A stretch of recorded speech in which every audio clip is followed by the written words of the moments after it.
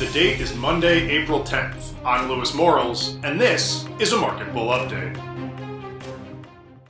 Evidence shows that executives at Shell were aware that over $1 billion they paid to the Nigerian government for the rights to an oil field were political bribes. A truly shocking revelation given the historical lack of corruption in both oil companies and African politics.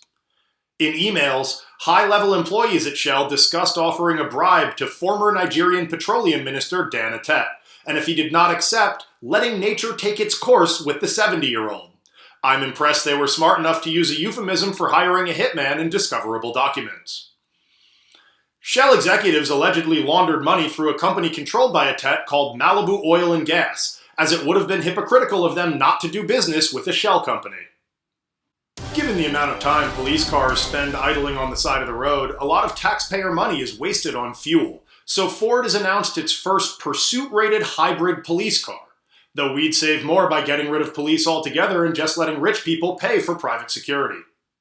Cities have been asking automakers for green police vehicles, which we supported, at least until we found out that they weren't talking about tanks, which we view as the next logical step in militarizing our police force. Given my investments in for-profit prisons, I'm just hoping the new vehicles don't impact the number of minorities the cops are able to send to jail.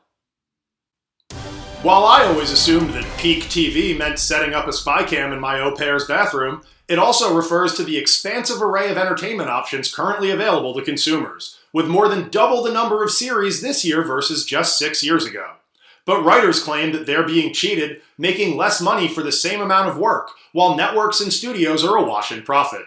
At Market Bull, paying workers less for better output is our favorite part of capitalism.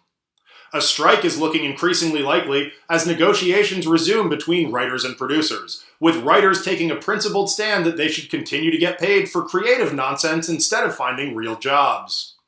The Writers Guild has been appealing directly to advertisers, saying that upcoming ratings will be hurt by the strike, though with DVR, we're surprised that there's anyone who still watches commercials.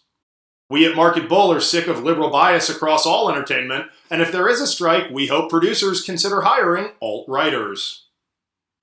Disney has filed a patent for huggable and interactive humanoid robots, with fluid-filled voids, flexible membranes, and pressure sensors, with that description leading us to question what verticals they plan on expanding into. Given that my current concept of parenting is throwing on a Disney movie to shut the little brats up so I can read the journal, ideally these hugging robots will be available direct to consumer, allowing me to automate the only childcare responsibility I have left. This has been a Market Bull Update. I'm your host, Lewis Morals, reminding you that poverty is a communicable disease.